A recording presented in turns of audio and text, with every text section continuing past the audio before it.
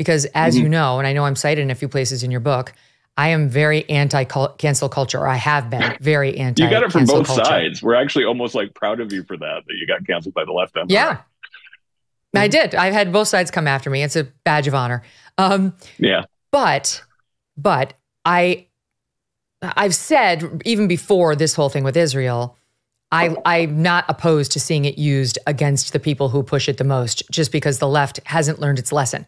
You know, we tried for so long to take the high road. They didn't accept our peace offering of like, you know, we're going to try to take the high road and talk you out of this nonsense. They just kept canceling us at every turn. So then I got more in the place of, you got to fight fire with fire, to steal your organization's term. You know, like, let's start canceling people's asses, and maybe then they'll have some skin in this game and stop behaving like these morons that they are. Well, that hasn't really been working either. So I don't really have the answer. I just know I hate cancel culture. But then here came the Israel thing. And I actually do support what's happening with some of these students, not all of them, but I 100%, for example, Winston and Strawn revoking the offer of Rhino Workman, this young woman at NYU Law who spearheaded the letter blaming the entire terrorist attack on Israel, and absolutely no empathy for any of the victims. And then she was caught on camera ripping down the hostage posters. And Winston and Strawn said, you, Rhina, are not for us. No problem. She wasn't deprived of her right to speak. She's still speaking every day, from what I can tell. But I support the outing of these people. She put her own name on it. She wasn't doxxed. She wants to use that term, but she wasn't doxxed. She signed the letter on behalf of her group, and she keeps going on camera. And so I don't really view it as cancel culture, Greg. I view that as, you know what? You put yourself out there. Cancel culture was never a statement that we have zero principles in this country, that you can put on a KKK hood and go march in the streets saying, I hate black people, and that every employer still has to employ you. Otherwise, it's cancel culture. No, right. There's always going to be bounds of morality and just civility and humanity that we play within. And so for me, I make a distinction between the people who couldn't condemn the Hamas terror attack and blamed entirely the victims who were being murdered and defended the murder and slaughter of babies, and the people who now just say, I'm on the side of Palestine. It's a long struggle. I think Israel's more of an oppressor, but I fully condemn the way Hamas attacked them on October 7th. I think there's a difference between those two, but the former group, I'm all for not hiring them and outing them. What do you make of it? So our definition, and I'm glad I have an opportunity to kind of explain that actually our definition of cancel culture introduces more nuance than currently people seem to be getting. So our definition of cancel culture is the uptick of campaigns to get people fired, deplatformed, et cetera, or otherwise punished, starting around 2014 and accelerating after 2017.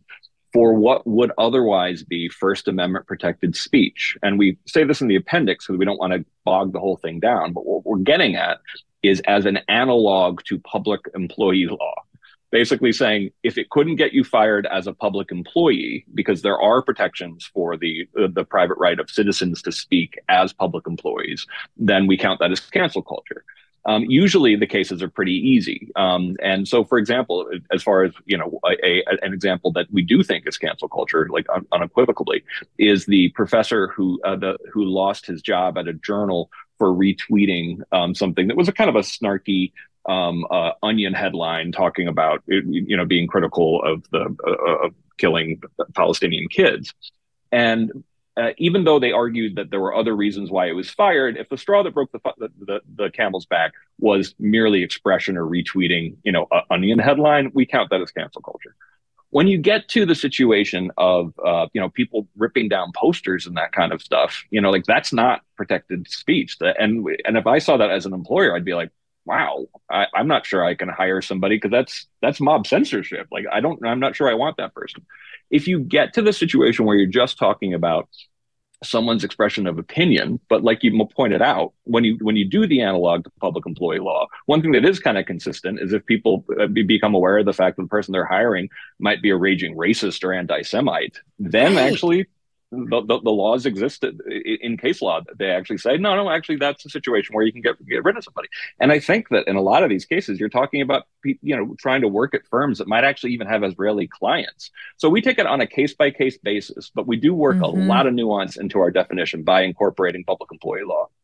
I think that's very fair. That's very fair, because I realize, it's potentially dangerous ground to say, yes, these outrageous students who are on these campuses calling for one solution and actually saying things like, kill the Jews, get rid of Israel. I mean, I realize condemning that and saying those people should be canceled could potentially open up the door to them saying, well, the same thing with Black Lives Matter. They feel their lives are in danger when you say the United States is not a white supremacist country. They don't think you could be sitting next to them at a keyboard because you're dangerous, in the same way that you're saying these Palestinian supporters are dangerous to Jewish students. And I just think, no, there's a clear distinction between openly supporting terrorism against Jews and then saying you can come to a corporation that hires Jews, as every corporation must, otherwise they're going to be in big legal trouble, and saying, I have a political opinion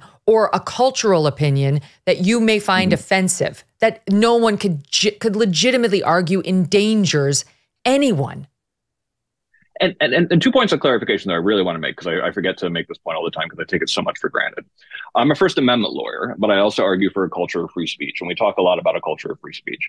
I absolutely support freedom of association for private companies, for any association. And that means you absolutely have the legal right to hire who you want and to fire who you want. Yeah. The only thing we're trying to do is to get people to think about what the world was starting to look like in, say, 2020 and 2021, where it seemed like every investment firm was also a company that had a political identity too, and that you could get fired for basically disagreeing with the opinions of the boss, or worse, the HR department or the young employees. And that really seemed to be where we were headed in 2021. And so all we're arguing for is a thumb on the scale for everyone's entitled to their opinion. Is that going to be enough to prevent someone from, getting fired for retweeting a joke? Hopefully. Is it going to be enough for someone who's, shouts intifada and wants to go work for Goldman Sachs? Probably not. Right, because you think about this guy who was at Cornell, who was on camera, this professor, saying when he saw Hamas conduct the terror attack on October 7th, that it was exhilarating, it was exciting. And then you're asking yourself as a Cornell administrator, can I really send this guy back into the classroom and have Jewish students feel comfortable? I mean, truly, that word safe space is totally overused, and you get the gag reflex on it now.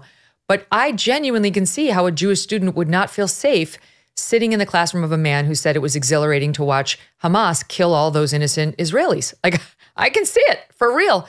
That guy has to be gone. It's about as unsympathetic as I've seen in my career. Right. I think that if they were to, look into whether or not this person's actually been engaging in discriminatory harassment, that wouldn't shock me.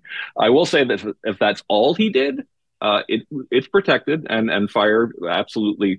We defend even highly offensive speech. That being said, I've been seeing some extra highly offensive speech in the recent past.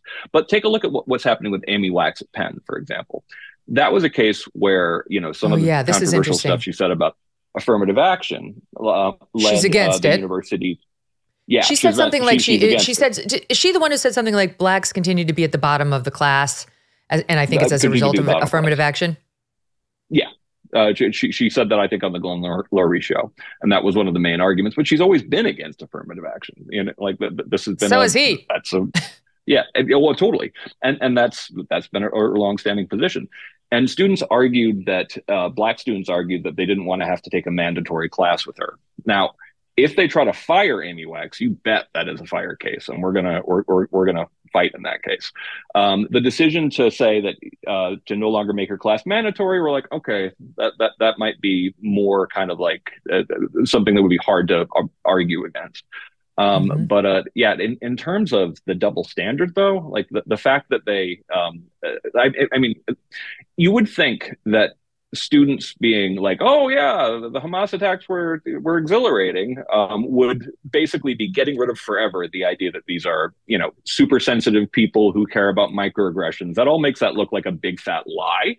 But meanwhile, out in California, you had, I think, hundreds of professors sign a letter demanding that the university not refer to the Hamas atrocities as terrorism, because it might make pro-Palestinian students feel unsafe. And I'm like, how can you still believe this stuff?